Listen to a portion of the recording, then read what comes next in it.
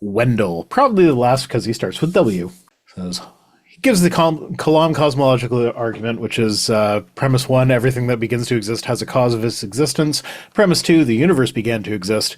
Conclusion, therefore, the universe has a cause of its existence. This argument has been crushing naturalism for a really long time.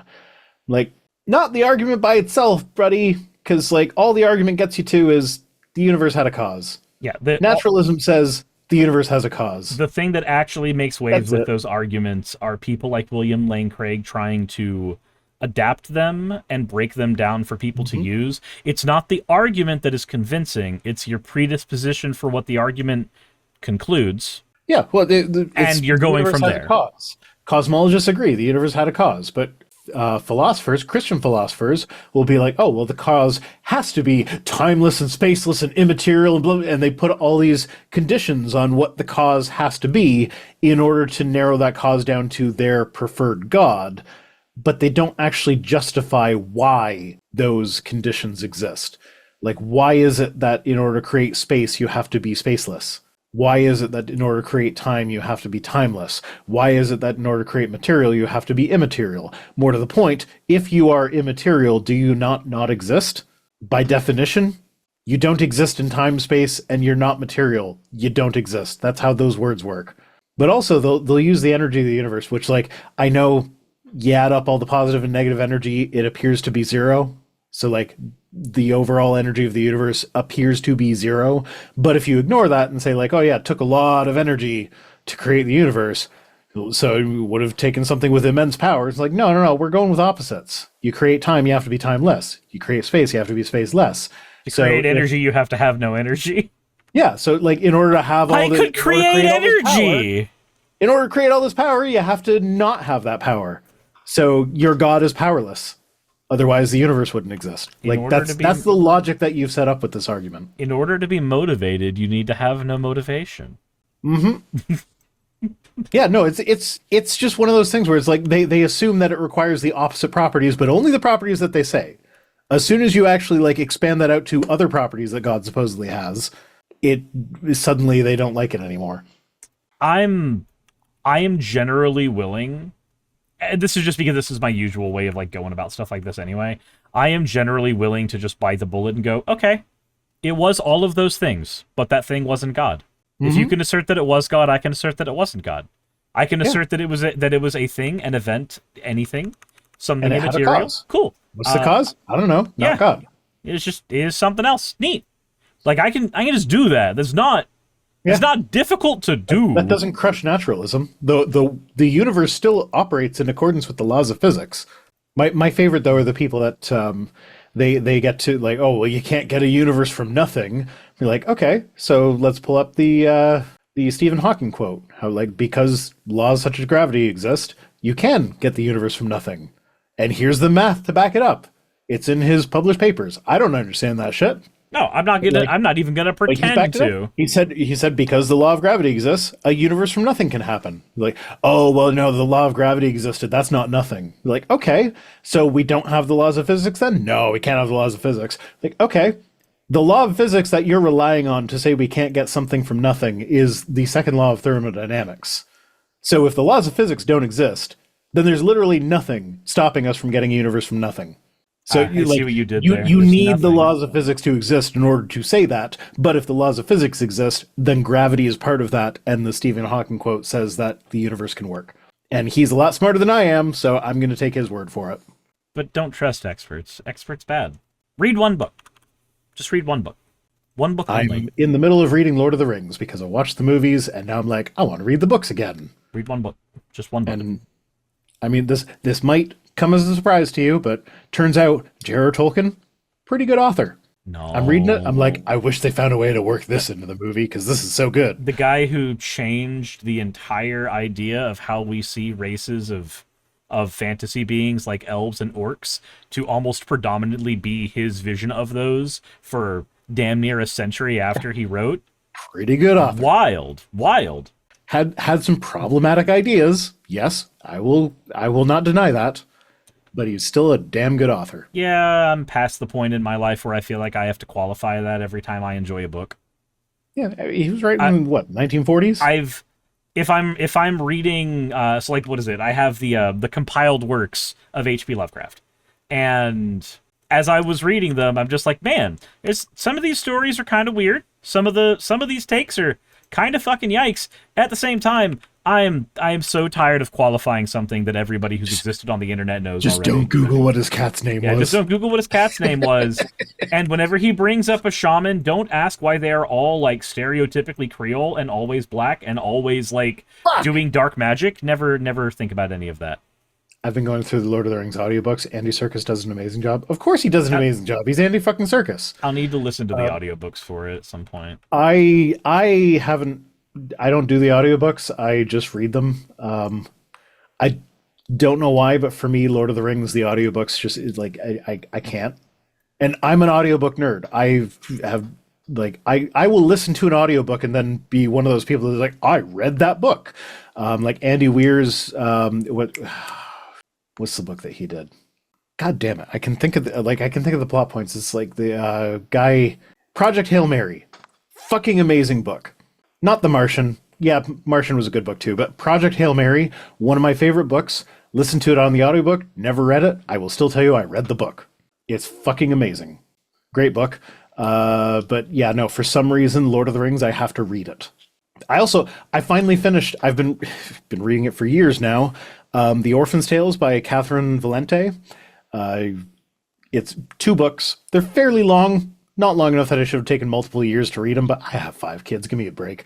Finally finished them. Really good books. Really good books.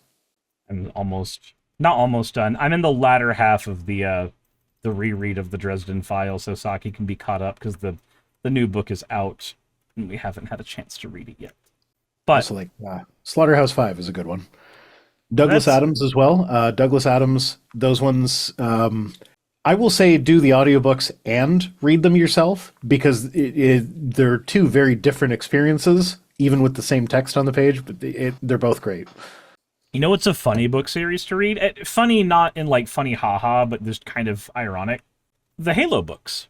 So when Saki and I were reading through the Halo books, one, there's a lot of story from that series that is not in the games, that is still canon to the events of the games. If you like the games, please go read the books. Fucking great. But until you get to Ghost of Onyx ain't great. But as we were reading it, a thing that struck me is that the Earth as a... Yes, Rhino likes Terry Pratchett.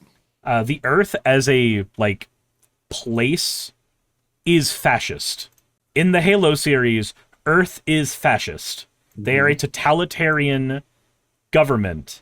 The reason that, like, the Spartan program with Master Chief and everything was able to exist at all was because they were a fascist state that abducted children for experiments and did objectively evil things, and the Spartans weren't made so they could fight cool aliens called the Covenant in your video games. They were made to kill armed insurgents who were protesting the government.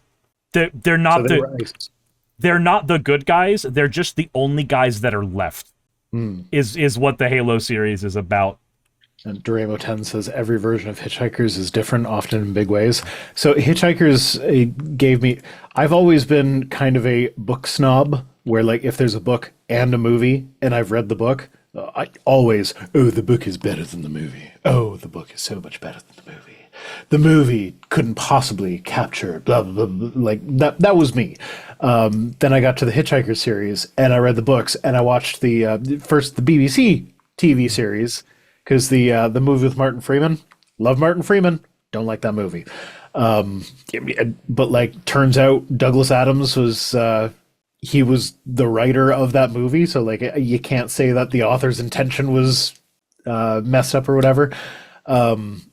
But yeah, no. So that's one where like, because I had read the books and watched the movies, the BBC ones, because those are the good ones. When I found out that they were originally BBC radio plays and Douglas Adams purposely changed them with every iteration, it just kind of blew my mind. It was like, maybe I could enjoy them separately. How does that work? But it does work. He's really good. Douglas Adams, also good author. But yeah. Do we have another tweet? No, that's the last one. Oh, sweet. So we just ended on something we enjoy. We got We're to done. end on Yeah. books. We got to end on books. Books are Fuck good. yeah. I like books. You're Read the more books. Globglogabgalab, and you love I am the books. Globglogabgalab. The Schlubby-dubby-dubby-dubby. Yeah, I don't. I'm actually know gonna make stream listen to it now. I love that It's song, so- and I love oh, the red and blue it's so versions good. of it. It's so good. It's so bad. Have you seen the whole movie? I haven't that it's seen the from? whole movie. No. Oh my god, it's so terrible. It's like the whole message of the movie is don't read books, it'll make you not Christian. Well, yeah, because he's supposed to not be a character that like people aspire to be. Yeah, but also like whoever animated that thing clearly had a fetish for anthropomorphized cellos. Like her whole thing is I play my strings and it feels so exquisite. But the queen does not want me to play my strings by myself. And it's so good bad. But like yeah, no. Oh well. And then Dark Falcon is a member for 21 months. Says, remember, fascists love burning books. Yeah, and I like reading them. So. And I love books. I love books. He face sits on the books to read them. Hot. That made my skin crawl off VR. Yeah, well, watch the actual thing. It is like they're very clearly trying to say masturbation is bad with this cello, but like they also made the cello sexy, and it's something else. It is something else. I don't even remember what it's called. Like Globglogabgalab, I can remember, but the title of the actual movie, no, I can't fucking remember that. Someone's house or something. Now I'm gonna have to look it up so that I can tell you all. Jesus Christ, Clueless Expert. Thank you for the dono of $100. Also, that's enough for Brino to get an out of this. Now I'm fucking... Yeah, well, that's okay. My Go LXLR is dead, so I can't... I no longer have a bank of 40 oohs to go. Yeah, but you're just going All to I end up have telling is- Piper to put it in the farm anyway. I just have that, and... Strawinski and the Mysterious House. That's the one! Strawinski. So, Clueless Expert, I appreciate the dono. I appreciate it so much I can tell you exactly what it's being used on. I have had an order for pizza sitting in my phone for me to go pick up. This whole bit, I've been waiting for my ability to click the order button. But since you've sent that dono, I can now send this order and just know that it's paid for. That guy on the right, that looks like Jabba the Hutt had sex with, like, the whitest of the California raisins. Okay. That's the Globglogabgalab. Yep. We are going to be...